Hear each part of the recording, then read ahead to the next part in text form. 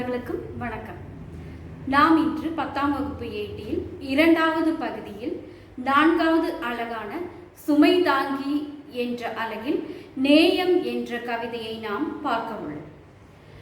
நேயம் என்றால் நான் வழக்கமாக சொல்வது போல நம்ம தலைப்பை ஒன்று பார்க்கலாம் இல்ல. நேயம் என்றால் என்ன அப்படின்னு யாராவது உங்ககிட்ட நேயம் என்றால் என்ன அப்படின்னு ஒரு கேள்வி கேட்குறாங்கன்னு வைங்க, என்ன பதிலாக இருக்கும்? நீங்க சொல்வது என்னவாக இருக்கும்? ஆமா, நேயம் என்பதுக்கு நாம் என்னெல்லாம் சொல்லலாம்? நேயம் என்றால் நேசித்தல் இல்ல, பிறரிடம் அன்பு காட்டுதல் என்ற ஒரு பொருள் இருக்கின்றது. அப்ப அன்பு, கருணை, இரக்கம் மற்றும் சமூக நுண்ணறிவு இது எல்லாமே நம்ம நேயம் என்ற கருத்தில் அடங்கும். அதுபோன்று சக மனிதர்களிடம் நாம் காட்டும் அன்பு, அதே மாதிரி சக உயிரினங்களிடம், நம்ம மட்டும் இல்ல, மனிதர்கள் மட்டும் இல்ல, பிற உயிரினங்களிடம் நாம் காட்டும் அன்பு, இது எல்லாமே கருணை, அது என்ன வேணா பெயரிட்டு நாம் அழைக்கலாம். அதே மாதிரி உயிரிரக்க பண்பு மனித நேயத்தில் முக்கிய பங்கு வகிக்கிறது.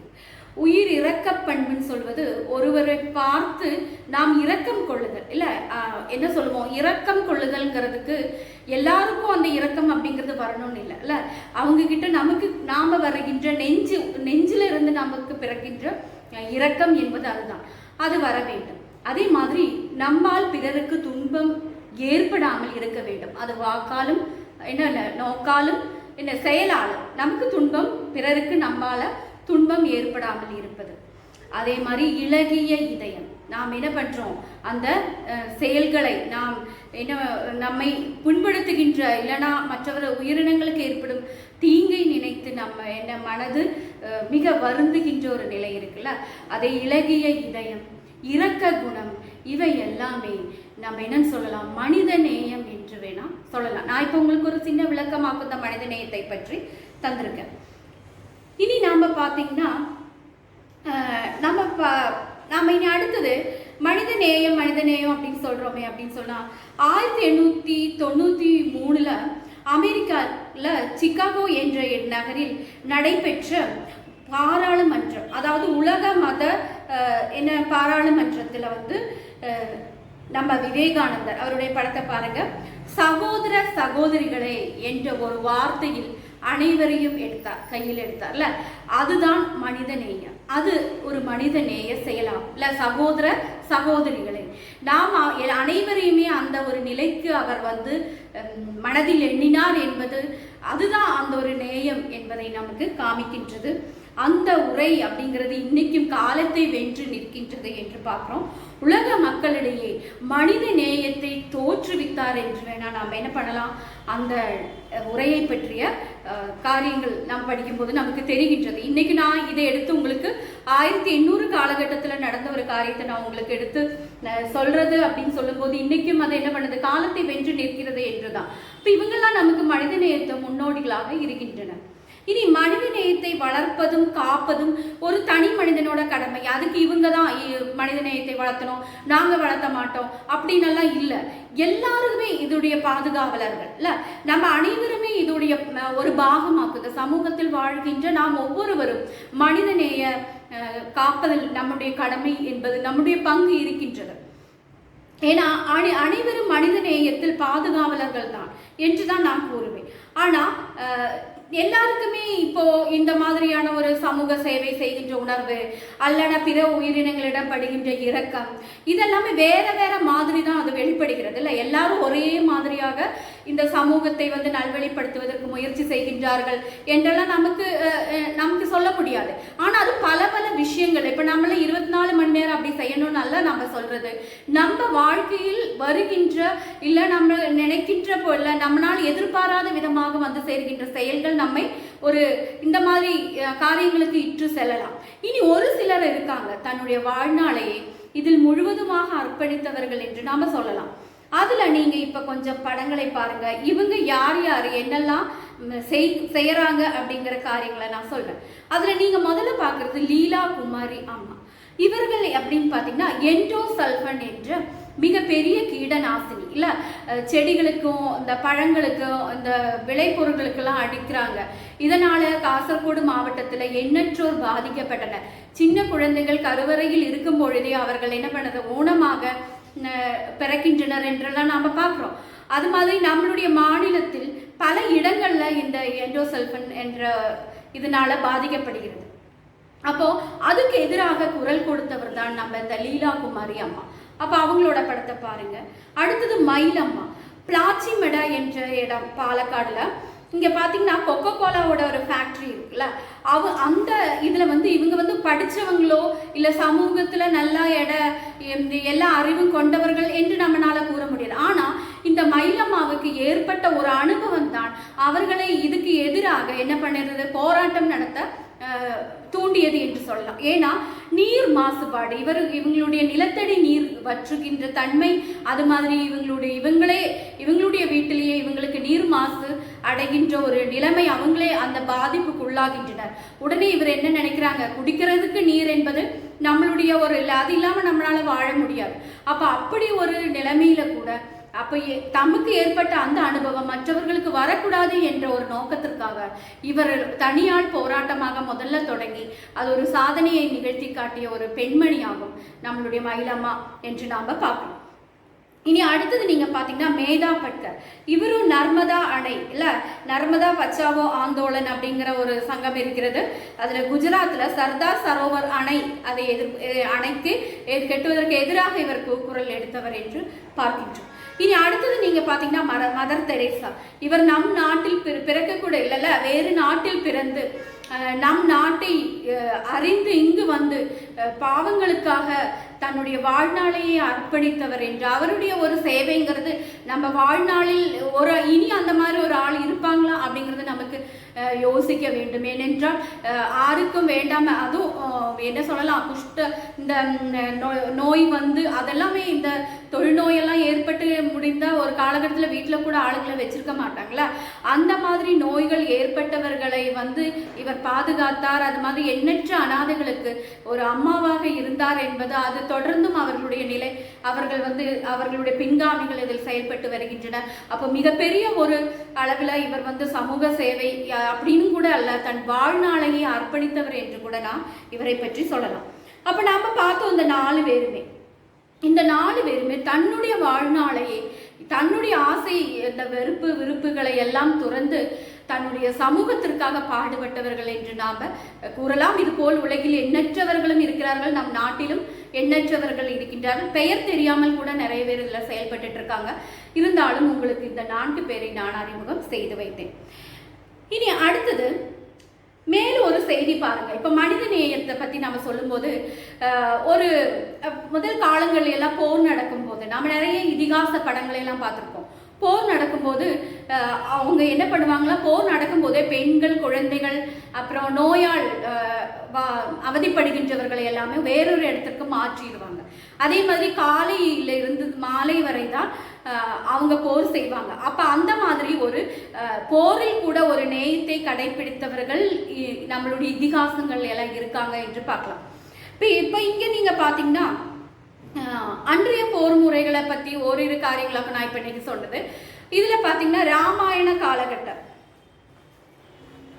அதுல பாத்தீங்கன்னா ராமாயணம், மகாபாரதம் என்றெல்லாம் நமக்கு போர் நிறைய நடந்த இதிகாசங்கள்ல நடந்த போர்கள் இருக்கு. அதுல பாத்தீங்கன்னா மாலை நேரங்களில் போர் செய்வதை இவர்கள் தவிர்த்தனர். மேலும் பெண்கள் மற்றும் குழந்தைகள் மீது போர் புரிவது தவிர்க்கப்பட்டது. நிராயுத பாணியாக போர்க்களத்தில் தமக்கு எதிராளியாக ஒருத்தன் இருக்கும்போது அவன்கிட்ட ஒரு ஆயுதமுமே இல்லை அப்படின்னு சொன்னா அவன்கிட்ட போர் செய்ய மாட்டாங்க அப்படின்னு சொல்லி தனது எதிரியான ராவணனை கூட ராமன் இன்று போய் நாளை வா என்று கூறியதை மனித நேயத்தை நமக்கு காட்டுகிறது என்று சொல்லலாம். அதே மாதிரி திருக்குறள்ல பாத்தீங்கன்னா அன்பின் வழியது உயர்நிலை அஃது இல்லார்க்கு என்பதோல் போர்த்திய உடல் என்று திருவள்ளுவர் மிக அழகாக இந்த கருத்தை சொல்லியிருக்காங்கல்ல. அன்பால் மட்டும் ஆட்கொண்ட ஒரு உடம்பு மனமும் நமக்கு வேண்டும். இல்லை என்றால் இந்த உடம்பில் என்ன இருக்கும், அந்த நம்ம எலும்பு மேல சும்மா தோலையெல்லாம் போத்தி வச்சிருக்கிற ஒரு ஆளாக மட்டும்தான் இருப்போம். அப்போ ஒரு மனிதன் வாழும்போது அவனுடைய மனதில் அன்பும் ஏற்பட வேண்டும், அன்பும் இருக்க வேண்டும் அப்படிங்கிற ஒரு தோற்றம் நம்ம திருவள்ளுவர் தன்னுடைய குரலில் அழகாக வெளிப்படுத்தியிருக்கிறார் என்று பார்க்கின்றோம். இதெல்லாமே நம்ம மனித நேயத்தில் அன்னைக்கு நடந்தது, இடையில நடந்தது, இதிகாசங்களில் நடந்ததுங்கிற கருத்துக்களையாக்க நான் உங்ககிட்ட பகிர்ந்துக்கிட்டேன். அப்போ மனித நேயம் என்பது இன்று மட்டும் இல்லை, என்று மனிதன் பிறவி எடுக்கின்றானோ அப்பொழுதே அவன் கூடவே இது என்ன இருக்கு, நம்ம ஒவ்வொரு ஆளுங்களுடைய மனதிலும் ஓரளவுக்கு வேறொரு நிலையில நம்ம மனிதநேயம் பிறக்கலாம் என்று பார்க்கின்றோம். இனி அடுத்தது இனி ஒரு காரியம் கூட நான் உங்ககிட்ட சொல்ல வரேன். உங்களை போல மாணவர்கள், நம்மளுடைய மாணவர்கள் தான். நான் நம்ம பள்ளியில நான் முன் பணியாற்றிய பள்ளியில் ஒரு வயதான மூதாட்டி அங்கே முன்னாடி உட்காந்துட்டு இருந்தாங்க. அப்போ நாம் உள்ளே இருந்து நம்ம ஸ்டாஃப் ரூம்ல இருந்து நான் வெளியே ஒன்று பார்க்கும்போது நம்ம 9ஆம் கிளாஸ் மாணவி பெயர் சொல்லலை, இருந்தாலும் அந்த எனக்கு இன்னைக்கும் அது மனசுல இருக்கும். அவ வீட்டில இருந்து கொண்டு வந்த சாப்பாடை எடுத்து மதிய உணவை யாருக்கு கொடுக்கின்றாள், அந்த பாட்டிக்கு எடுத்து கொடுத்த ஒரு நிகழ்ச்சிங்கிறது இன்னைக்கு நான் மறக்க மாட்டேன். இது நடந்தது ஒரு வருஷத்துக்கு முன்னாடி நடந்த ஒரு செயலாகும். அப்ப அது அந்த பொண்ணுடைய மனிதநேயம் என்று நம்ம கூறலாம்ல.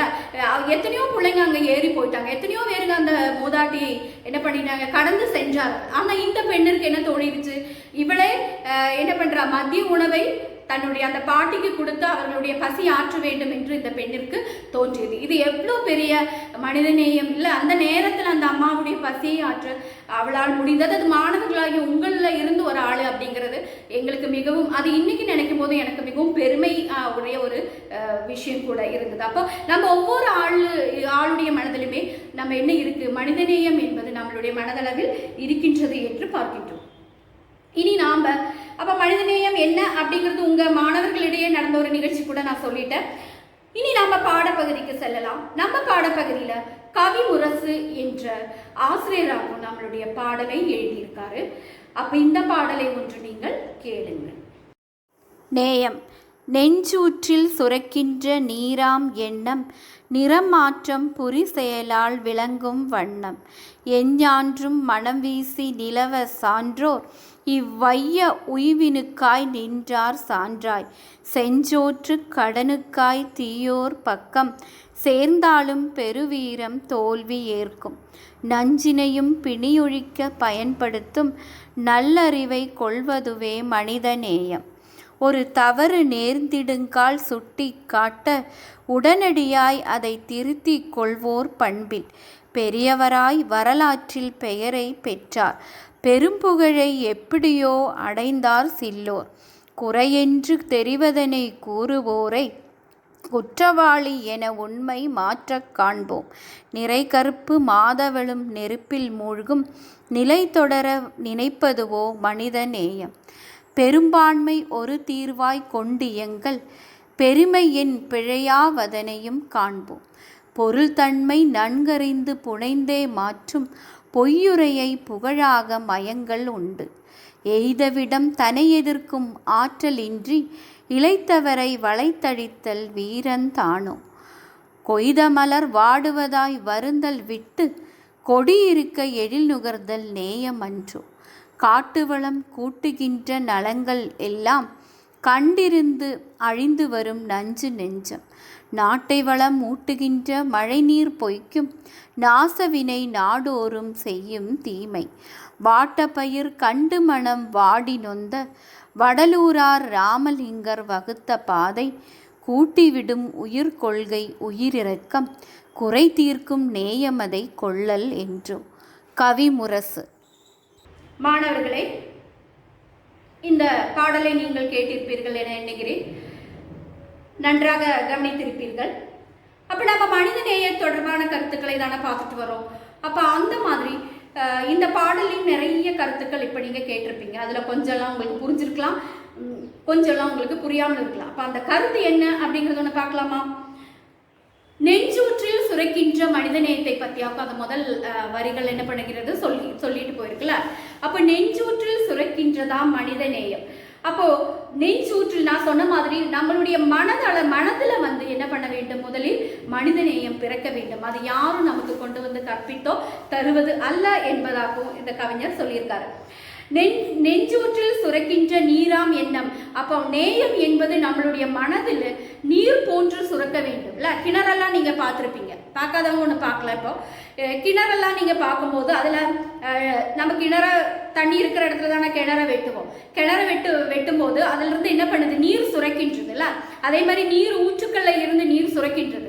அவ்வாறு சுரக்கின்ற நீர் போன்று ஒவ்வொரு மனிதனுடைய மனதிலும் என்ன பிறக்க வேண்டும், நேயம் பிறக்க வேண்டும், கருணை பிறக்க வேண்டும் என்று சொல்கின்றார். அவ்வாறு பிறக்கின்றதுதான் எல்லா அந்த அவ்வாறு இருக்கும் கருணை தான் எல்லா இடத்திலுமே மனம் வீசி நிற்கின்றன. அது எது போன்று என்றால், ஒரு தோட்டத்தில் பூக்கள் பூத்து குலுங்குவதை போன்று அந்த நேயமானது என்ன பண்ண வேண்டும், எங்கும் எஞ்ஞான்றும் அந்த மலர்கள், நிறைய மலர்கள் அப்படி பூத்து நிற்கும் போது அதை பார்க்கறதுக்கு நமக்கு என்ன இருக்கு, ஒரு அழகெல்லாம் நமக்கு தெரிகிறது. அப்ப அந்த மாதிரி ஒரு அழகு நமக்கு தெரிவது என்னதான், வீசி நிற்கின்ற அந்த மனம் போன்று நேயம் மிகுந்தவர்கள் என்ன பண்றாங்க, மலராக இங்க என்ன பண்ணியிருக்காங்க, கவிஞர் உவமை செய்திருக்கார்கள். அப்போ அந்த நேயம் மிக்கவர்கள் செய்யும் செயல்கள் பூக்களை போல் என்றும் எங்குமே மனம் நிறைந்து காணப்படுகிறது. இனி இவங்க எல்லாருமே அந்த ஒவ்வொரு பூக்களும் தன்னுடைய என்ன பண்றது, தனக்கு கிடைத்த அந்த செயல் மனத்தை பரப்பி உலகத்தை அழகுபடுத்துகிறது. அது போன்று இவர்கள் தங்களுடைய சமூக நலத்திற்காக பாடுபடுகின்றனர் என்பதுதான் இவர் சொல்லியிருக்கார். இனி ஒரு காரியத்தை இதுல சொல்லியிருக்காங்க. இப்ப நான் சொன்ன நம்மளுடைய இதிகாசங்கள் அப்படின்னு சொல்றது ராமாயணம், மகாபாரதம். அப்ப அதுல இருந்து நான் முதலே உங்களுக்கு ஒரு சின்ன சின்ன கருத்துக்கள் எல்லாம் சொல்லிட்டு போனேன். இப்ப நம்மளுடைய பாடப்பகுதியில பாத்தீங்கன்னா மகாபாரதத்திலிருந்து ஒரு நிகழ்ச்சியாக உங்களுக்கு நான் சொல்ல போறேன். செஞ்சோற்று கடனுக்காய் தீயோர் பக்கம் சேர்ந்தாலும் பெருவீரம் தோல்வி ஏற்கும் என்று இந்த பாடல் வரிகள் 2 பாடல் சொல்லியிருக்காங்க. என்ன இந்த செஞ்சோற்று கடன், என்ன இந்த பெருவீரம் என்று நம்ம சீக்கிரமா இந்த பாடல் ஒன்று படிச்சுட்டு போனா நமக்கு தெரியாது. இருந்தா இப்ப நம்ம ஆழமாக படிக்கும் பொழுது இதுல என்ன கருத்து சொல்லியிருக்கு அப்படின்னு பார்க்கலாம். இப்ப நம்ம மகாபாரதத்துல நமக்கு ஒரு செய்தி சொல்லிட்டு இருக்கிறாங்க. என்னன்னு சொன்னா, உங்களுக்கு தெரியும் பஞ்சபாண்டவர்களும் கௌரவர்களும் இல்ல, துரியோதன், இவங்க 2 பேருமே போர் நடக்கின்றது. அப்ப கர்ணன் அப்படின்னு சொல்றவர் கர்ணனை பற்றி நமக்கு எல்லாருக்குமே பல சீரியல்கள்ல, தொலைக்காட்சி தொடர்ல பார்த்திருக்கலாம், சினிமாவா நம்ம பார்த்திருக்கலாம். அப்படி நிறைய காரியங்கள்ல நம்ம கர்ணனை பற்றி பார்த்திருக்கோம். அப்ப குந்திக்கு பிறக்கின்ற சூரிய பகவானுக்கு குந்திக்கு பிறக்கின்ற கர்ணனை குந்தி என்ன பண்றார், உலக அறிந்து வளர்க்க முடியாத ஒரு நிலையில ஒரு கூடையில் வைத்து நீரில் விடுவதும், அக்குழந்தை ராதையும் அதிரதன் அப்படிங்கிற தாழ்ந்த குலத்தில் பிறந்தவர்கள் 2 பேர் எடுத்து வளர்த்துறாங்க. அவ்வாறு வளர்த்தும் பொழுது இந்த பிறப்பால் தன்னை பிறப்பறியாமல் கர்ணனுடைய மனதில் ரணம் ஏற்படுகிறது இல்ல. எல்லா இடத்துல போகும்போது அவரை ஏளனம் செய்பவர்கள் அதிகமாக இருக்கின்றனர். இது இந்த தாழ்ந்த குலத்துல பிறந்துட்ட அப்படி இப்படிங்கிற மாதிரி அந்த சமூகம் பறைசாற்றுகிறது. அவ்வாறு பழி கேட்டு இவருடைய மனமானது ரணமாகிறது. ஆனா கர்ணன் என்பவர் மிக திறமைசாலியானவும் மகாவீரனாகவும் வில் போரில் மிக பெரிய ஒரு திறமை வாய்ந்தவனாகவும் அர்ஜுனனுக்கு இணையாக வேணா நம்ம இவங்க 2 பேரையும், அர்ஜுனனும் கர்ணனையும் நம்ம சொல்லலாம். அப்போ ஆனா இந்த கர்ணனுடைய குணம் அப்படிங்கிறது நேயம் மிகுந்தவனாக இருக்கின்றான், ஈகை பண்பு கொண்டவனாக இருக்கின்றான். எதை கேட்டாலும் வாரி வழங்கும் வள்ளல் தன்மை கொண்டவனாக யார் இருக்கின்றான், நம்ம கர்ணன் இருக்கின்றான் என்று பார்க்கின்றோம். அவ்வாறு இவர்கள் வளர்ந்து இவங்களுடைய இளமை காலம் எல்லாம் முடிந்து இந்த மாதிரியான ஒரு என்ன பண்றாங்க, இந்த குருகுல அந்த மாதிரி பல காரியங்கள்ல இவங்க ரொம்ப கஷ்டப்படுறாங்க. படிப்புல எல்லாமே கர்ணன் மிக பாடுபட்டு துன்பப்பட்டெல்லாம் தான் படித்து முன்னுக்கு வருகிறார் என்று பார்க்கிறோம். அதெல்லாம் முடிந்து இவருடைய இந்த என்ன பண்றது, இவருடைய இந்த ஏளனம் செய்கின்ற இந்த நிலையிலிருந்து அவரை முற்றிலும் மாறுபட்டு ஒரு அரசாட்சியை கொடுத்தது யாருன்னா துரியோதனன். அவருக்கு அங்கத நாடு என்ற ஒரு நாட்டை என்ன பண்றாங்க, அங்க கொடுக்கின்றனர். அந்த அங்கத நாடு இப்பொழுது பகால்பூர் மூங்கர் அப்படிங்கிற இடமாக இன்றும் நம்ம வட இந்தியாவில் அறியப்படுகிறது. அவ்வாறு அங்கத நாட்டின் அரசனான நம்ம கர்ணன் போர் நடக்கிறது.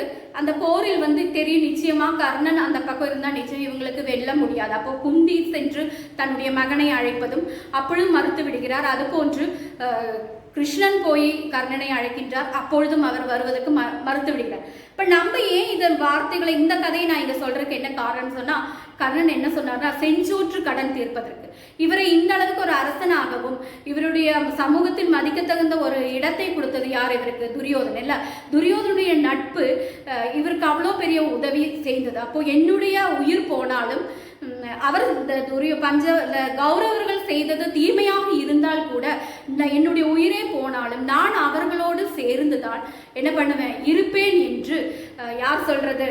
நம்ம கர்ணன் சொல்கின்றார். அதுதான் செஞ்சோற்று கடனுக்காக தீயோர் பக்கம் சேர்ந்தது. அப்படின்னா என்ன? அந்த கடமைப்பட்டிருக்கிறேன், அவர்கள் போட்ட அன்னத்திற்கு நான் என்ன பண்ணியிருக்கேன், கடமைப்பட்டிருக்கிறேன், அதனால் நான் வரமாட்டேன் என்று இவர் மறுத்து கூறுகின்ற ஒரு நிகழ்ச்சி இருக்கிறது. அந்த ஒரு காட்சி கூட நீங்கள் இங்கு பார்க்கலாம். அதே மாதிரி உப்பிட்டவரை உள்ளளவும் நினை என்று நாம சொல்லுவோம். இதெல்லாம் என்னன்னா நன்றி கடன் நாம படுகின்றோம். அப்போ இங்க இது ஒரு கர்ணனுடைய ஒரு நேயம் என்று நாம் இந்த ஒரு நிகழ்ச்சியை இங்கு கூறலாம். அதே மாதிரி அடுத்தது இங்க பாத்தீங்கன்னா அதுலயே என்ன சொல்லியிருக்காங்கன்னா, நஞ்சினியும் பிணியொழிக்க பயன்படுத்துவதே மனிதநேயம். சில விஷங்களை அகற்றுவதற்கு சில விஷங்களையே என்ன பண்ணுவாங்க, மருந்தாக பயன்படுத்துகின்றன. அது விஷமாக இல்ல, அந்த விஷம்தான் இந்த நோயை மாற்றும் என்றால் அதை பயன்படுத்துவது ஒரு மனித நேயமாக இங்க நாம கொள்ளலாம் என்று நல்லது என்று இந்த பாடல் வரிகள் கூறுகின்றது. இனி அடுத்தது நீங்க பாத்தீங்கன்னா, ஒரு தவறு நேர்ந்திடும் போது சுட்டி காட்ட வேண்டும். அதனை அப்பொழுதே சுட்டி காட்டுகின்றவர்கள் வரலாற்றில் இடம் பிடித்திருக்கிறார்கள் என்று பார்க்கிறோம்.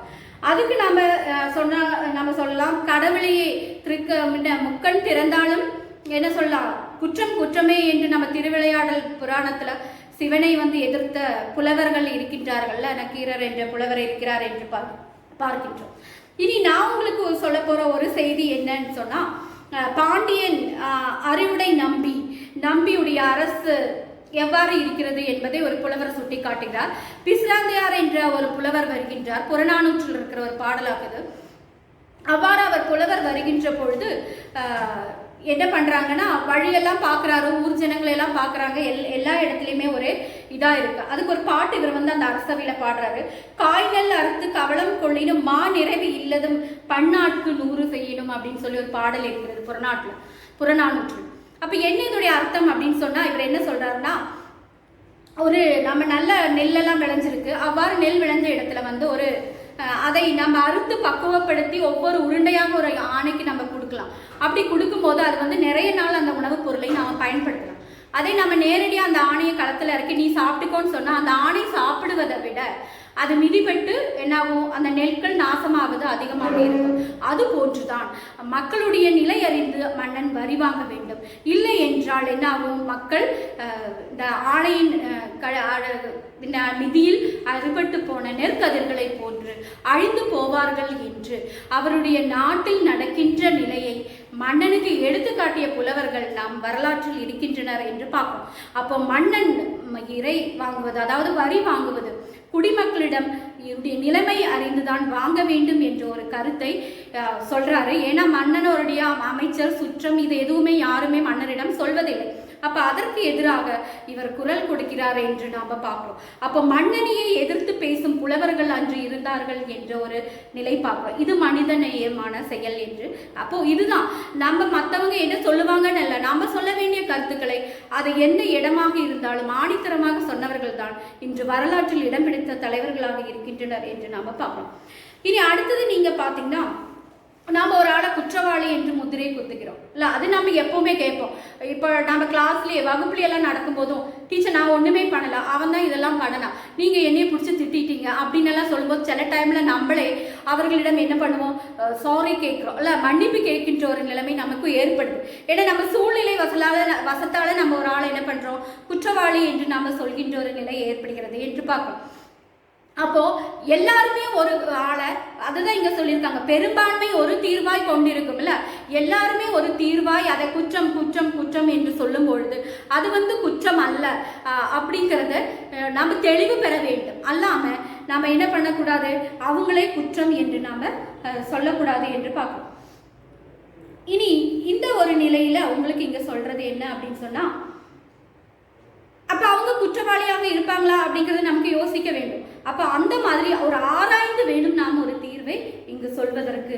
சிலப்ப நாம எடுக்கிற அந்த முடிவு தவறாக கூட இருக்கு. அப்போ குற்றவாளி அப்படிங்கிறது சில டைம்ல சூழ்நிலை வசத்தாலாக இருக்கலாம் இல்ல, ஆனா நம்ம ஆராய்ந்து எடுக்கும் பொழுது அது குற்றவாளியாக இருக்க மாட்டார் என்பது உண்மை. அது வேணா நமக்கு சிலப்பதிகாரத்துல கோவலனுடைய ஒரு நிகழ்ச்சி கூட, கோவலன் மரணப்படும் போது உண்மையிலேயே அவர் என்ன பண்ணல, அந்த சிலம்பை திருடவில்லை இல்ல, அந்த ஒரு நிகழ்ச்சி கூட நாம் இன்னைக்கு நினைவு கூறலாம். இனி இங்க நாம சொல்ல வந்தது என்ன அப்படின்னு சொன்னா, அடுத்த நம்ம இதிகாசமான ராமாயணத்திலிருந்து ஒரு நிகழ்ச்சியாக உங்களுக்கு சொல்ல போறேன். ராவணனுடைய மனைவி வந்து சீதை, எல்லாருக்குமே தெரியும். ராவணன் சீதையை சிறைப்பிடித்து சென்று மீண்டும் போர் முடிந்து சீதையை திரும்ப பெறுகிறான் ராமன். அவ்வாறு திரும்ப பெறும்போது அவள் என்ன பண்றா, தன்னுடைய கற்பை நிரூபிக்க வேண்டி தீ குளிக்கின்றான். அப்ப என்ன இங்க சொல்ல வர்றாங்கன்னு சொன்னா, இது ஒரு மனித நேயம் தானோ அப்படின்னு சொல்லி அந்த கேள்வியை நம்ம சமூகத்துக்கு இந்த புலவர் சொல்றாரு. அப்ப இந்த சீதை தீ குளித்ததை வந்து இன்னைக்கும் பல புலவர்களுமே கவிஞர்களும் அதை பல கோணங்கள்ல விமர்சனம் செய்கின்றார்கள். நிறைய கட்டுரைகளுமே இறங்கி இருக்கு. அப்ப இங்க இவங்க என்ன சொல்றாங்கன்னா, நிலை கற்பும் மாதவளும் நெருப்பில் மூழ்கும் நிலை தொடர நினைப்பதுவே மனித நேயம் என்று சொல்றாங்க. அப்போ ஒரு பெண், கற்புள்ள ஒரு பெண் வந்து தீ குளிக்க நினைப்பது ஒரு மனித நேயமா, இந்த செயல் உச்சிதமான முறையில நடந்ததா என்று இவர் நம்மிடம் ஒரு கேள்வியை தொடுத்து வருகிறார். அப்ப நமக்கு இது சிந்தனை செய்கின்ற ஒரு நேரமாக, இந்த சிந்தனை செய்கின்ற ஒரு நிகழ்ச்சியாக நாம் இதை எடுத்துக்கலாம்.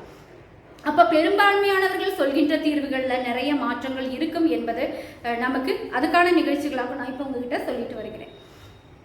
இனி அடுத்தது, பொருள் நம்ம கிட்ட நிறைய இருக்கு இல்ல, பணத்தையும் பொருளையும் ஒரு ஆள் கிட்ட நிறைய இருக்குன்னு சொல்லி அந்த ஆள் என்ன செயல்களை செஞ்சாலும் அவங்கள நாம புகழ்ந்துட்டு இருக்கணுமா? அந்த பொருளுக்கும் பணத்துக்கும் ஆசைப்பட்டு பொய்யுரைகளை நாம சொல்றோம் இல்ல, அவங்கள சும்மா நாம பொய்யாக சொல்லிடுறோம். அப்படி பொய்யுரைகளை வாங்கி புகழ் பெற்றவர்களும் இருக்கத்தான் செய்யறாங்க இல்ல, காலத்தோட இதுல. அப்ப எல்லாமே இருக்கு இல்ல, நல்லதும் இருக்கு, தீமையும் இருக்கு. இனி அடுத்தது பாத்தீங்கன்னா, பணக்காரர்களாக இருக்கின்றவர்கள் இல்லைன்னா நம்ம தகுதிக்கு ரொம்ப கீழாக இருக்கின்றவர்களை இடம் போய் நாம என்ன பண்ண முடியாது, அவங்க கிட்ட என்ன பண்றது, போர் தொடுக்குவதற்கோ இல்ல அவங்கள என்ன வாதிடுவதற்கோ, அப்ப அவர்களிடம் தங்கள் வீரத்தை காண்பிப்பது நியாயம்தானா என்று கவிஞர் கேட்கின்றார். இனி அடுத்தது பாத்தீங்கன்னா, மலர்கள் பூந்தோட்டத்துல வந்து பூத்து குலுங்குவதை நாம பார்க்கிறோம், அது அழகுதான். ஆனா அந்த மலர்களை நாம பறித்து வைத்தால் என்ன ஆயிரும், அது வாடிவிடும் இல்ல. அப்ப செடி கொடிகளில் பூத்திருக்கும் மலர்களை நாம் என்ன பண்ணக்கூடாது, பறித்த கூடாது. அது போன்றுதான் உலகத்தில் இருக்கிற ஒவ்வொருவரும் இல்ல, நம்ம கொடுமையான வார்த்தைகளோ அந்த மாதிரி பேச்சுகளையோ கூறி அவர்களை நாம் என்ன பண்ணக்கூடாது, வாட விடக்கூடாது அப்படின்னு சொல்லுவோம். அப்ப பறிக்காமல் அந்த மலரை அந்த கொடியிலே நிறுத்தி இல்லைன்னா அந்த செடியிலே நிறுத்தி பார்ப்பதுதான் மனித நேயமாக இவர் கூறுகின்றார். அந்த ஒரு காட்சிகளை கூட நீங்க பார்த்துக்கோங்க. இனி அடுத்தது சொல்றதுன்னா, காடுகளை பராமரிப்பது அது நம்மளுடைய உயிர் வாழ்க்கைக்கு மிக அவசியமாக இருப்பதுதான் காடுகளை பராமரிப்பது. ஆனா நாம என்ன பண்றோம், காடுகளை வெட்டி அந்த மழையை வராமல் என்ன பண்ணுகின்றோம், தடை செய்கின்றோம். இதனால் பயிர்கள் வளருவது இல்லை. நாட்டில் என்ன இருக்கு, பட்டினியும் பஞ்சமும் ஏற்படுவதற்கு இது வாய்ப்பாக இருக்கின்றது அப்படிங்கிறது. அதை மழை பொய்க்கும் நாடாக நம்மளுடைய மாறுகிறது. அதற்கு என்ன காரணம் என்றால், அதான் நீங்க சொல்றாருல, காட்டு வளம் கூட்டுகின்ற நலங்கள் எல்லாம் கண்டிருந்து அழிந்து வரும் நஞ்சு வளம். அப்ப நஞ்சு நெஞ்சம்ல. அப்போ இந்த விஷத்தன்மையுடைய மனிதர்கள் காடுகளை என்ன பண்ணிக்கிறாங்க, வெட்டி நாசம் செய்கின்றனர். காடுகளுடைய அழிவு மனித குலத்திற்கு ஏற்படும் ஒரு அழிவாக இங்கு கொள்கின்றனர். இனி இதுலயே நீங்க பாத்தீங்கன்னா, வாட்டப்பெயர் கண்டு மனம் வாடி வடலூரார் ராமலிங்கர் வகுத்த பாதையில, அப்ப வாடிய பெயரை கண்ட போதெல்லாம் வாடினேன் என்று நீங்க ஒரு பாடல் கூட நம்ம வள்ளலாருடைய 9ஆம் வகுப்புல படிச்சிருக்கோம். அவர் என்ன சொல்றாருன்னு சொன்னா, எப்பொழுதெல்லாம் வாடிய பயிர்களை நான் பார்க்கிறேனோ, வாடிய செடிகளை பார்க்கின்றனோ, அப்பெல்லாம் நான் நொந்திருக்கிறேன் என்று ராமலிங்கர் சொல்லி சென்றிருக்கிறார். அப்போ பிற உயிர்களையும், நம்ம மட்டும் இல்ல, அது பிற உயிர்களையும் நாம் என்ன பண்ண வேண்டும், ஒரு மாதிரி நம்மளை மாதிரியே நேசிக்க வேண்டும் என்ற ஒரு பெரிய கருத்தையாகும் நாம் இந்த பாடல் வரிகள் சொல்லிட்டு போயிருக்கு. அப்ப அனைவருக்குமே இந்த பாடல் வரிகள் எல்லாமே புரிஞ்சிருக்கும், இதோடைய கருத்துக்கள் தெரிந்திருக்கும் என்று எண்ணுகிறேன். அப்ப இதுடைய செயல்பாடுகள் என்ன அப்படிங்கிறது ஒன்று பார்த்துக்கோங்க. நேயம் என்ற பாடலில் இடம்பெற்றுள்ள செய்திகளை நாம் என்ன பண்றோம், குறிப்பாக எழுதுறோம். நிறைய செய்திகளை நான் உங்களுக்கு நேயத்திற்காக சொல்லிட்டு போயிருக்கேன். இந்த செய்திகளை நீங்கள் குறிப்பாக எழுத வேண்டும். இதுல நயம் பாராட்ட வேண்டும் இந்த பாடலை.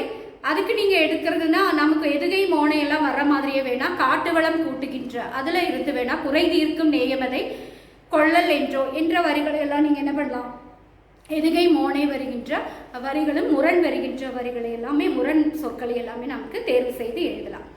இது அல்லாமல் உங்களுக்கு இது போன்ற பிற பாடல்களையும் நேயம் இருந்த பாடல்களை நீங்கள் என்ன பண்ணலாம், தேர்வு செய்யலாம்.